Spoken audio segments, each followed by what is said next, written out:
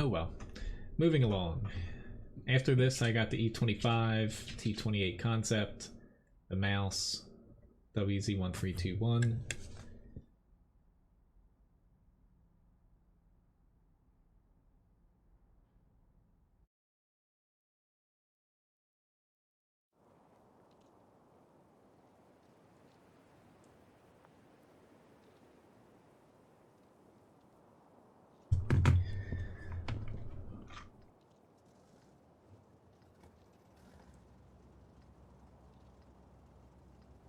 No, buddy, you still got your new toy.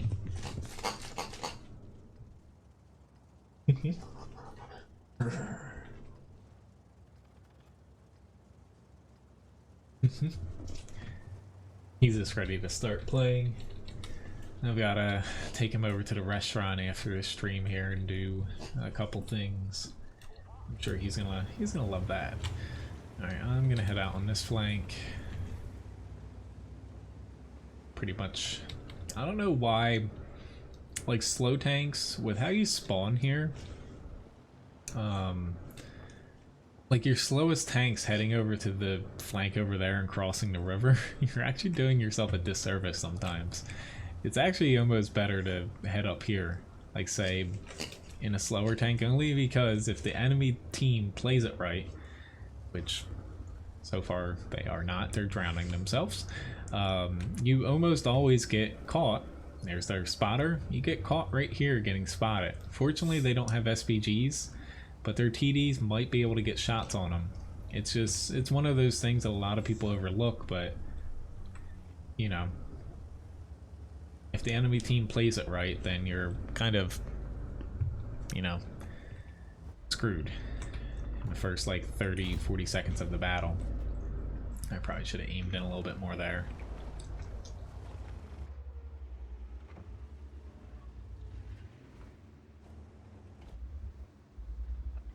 Hopefully with all these TDs behind me that we get some people to push up. You know, most of our teams over here, I would like to push up, but as of right now, it does not make sense unless we can get out this Grill 15. I'll push along basically the edge of the map here soon. Right now I'm just going to kind of work off of the corner.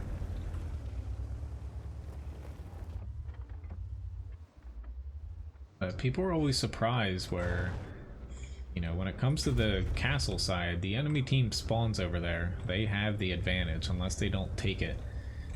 But recently, you know, the NA server has discovered that, you know, playing the map where the right team spawning on the right side here, which is my team, takes this side, the other team takes the other side, and you wipe up the stragglers. It's much easier to win a match that way.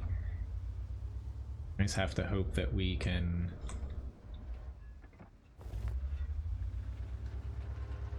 beat them in the race. I don't worry about the JPZ.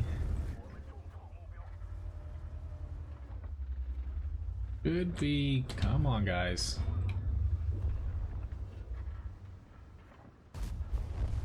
Looking to get out their tanks first. Hey, you can ping us all you want, E100, but you're the one that drove off basically right where all the enemies are. Plays like that a lot. I'm actually gonna head back to the cap because with the tanks we have, I'm not gonna help too much with the JPZ 100. I'll be better off making sure they don't cap us out here. See you, Dana. Have a nice day.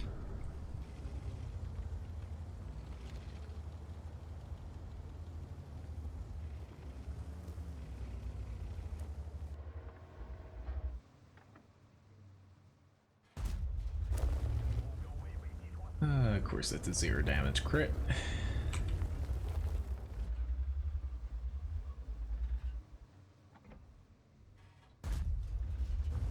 Barely got him, but it counts.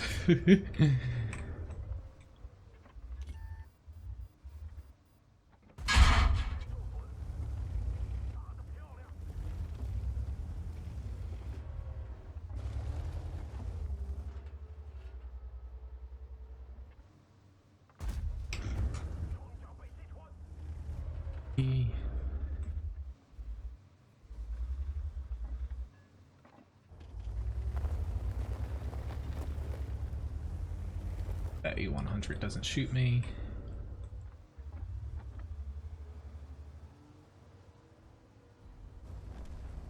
Nice.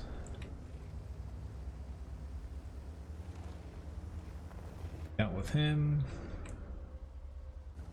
So far so good. I still have a couple tanks on my right I gotta worry about.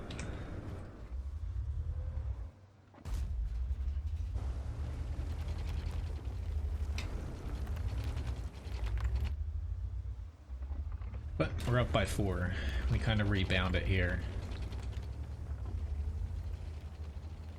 The main reason I went out here in the center, just to give my team a slightly different angle at shooting people.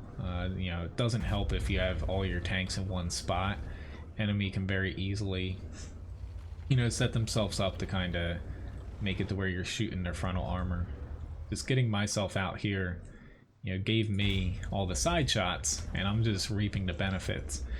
It's definitely a little risky, but I was trying my best to keep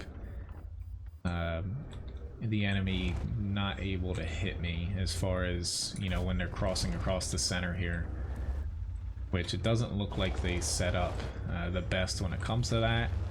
I'm gonna start playing it a little bit more aggressive here, which may backfire, but thing.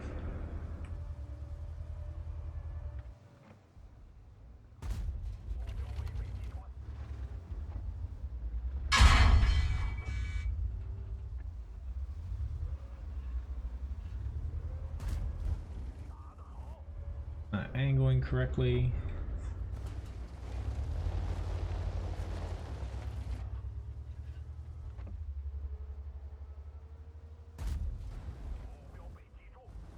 So far so good.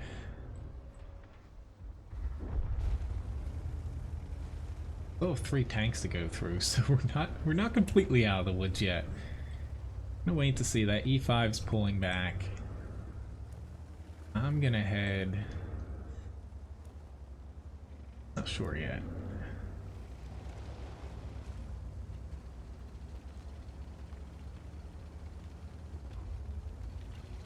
Yeah, I like the look of the WZ-111 5A.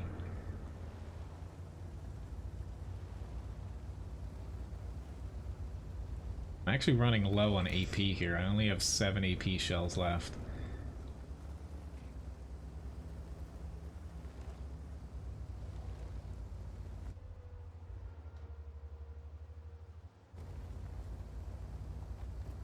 I would push up the right side here, like right through here, but I think the E5's stuck right around those buildings, so I'm just gonna head up a little bit further this way. The T-49's spotting, which it doesn't look like they're directly in front of me, which could be bad for me, but as long as I can get down here, I'll be fine. Just with no arty, as long as we, yep, there's, they are. I should be fine here pushing in. Fortunately, I lost half my HP remaining, but as long as these guys push in with me, we'll be fine. If they kind of lollygag, then I'll be in trouble. Just kind of waiting for him to push up. Here's their E5. Come on, ST1.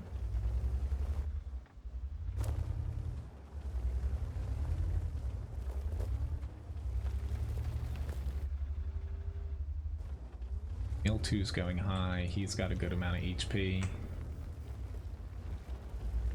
ST1's taking the bait with him.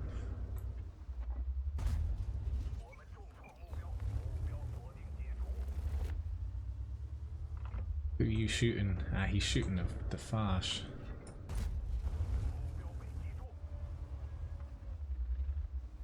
I don't know what our ST1's doing. He's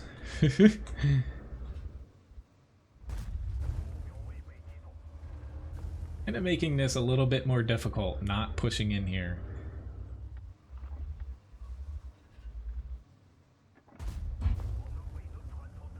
I could swap over to heat, but I'm trying not to use any premium rounds here. Not exactly a weak spot there, but I'm really not looking forward to pushing in if it was by myself. Yeah. Come on, take a shot. Now I'll push in. If I had heat there, it would have went through, but this E5 might deserve a little bit of heat. Oh lord. That was a really, really dumb shot on my part. I don't want to blow it here. That's another really bad shot. Oh my god. I'm gonna blow. Thank you, ST1. Just ram him into the frickin' water.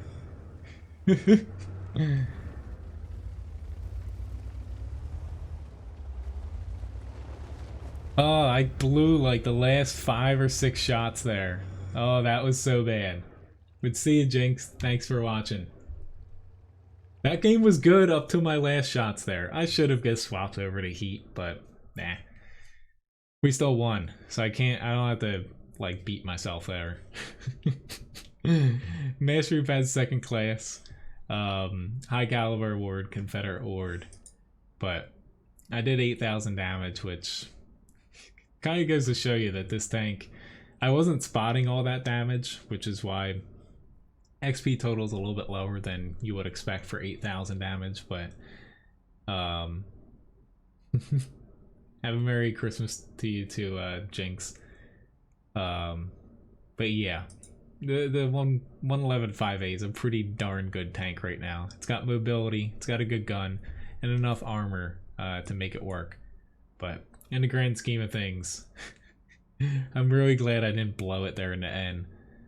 I was being a little stubborn, because had I had heat, that ST1 would have melted, and I could have just, you know, pushed right in there.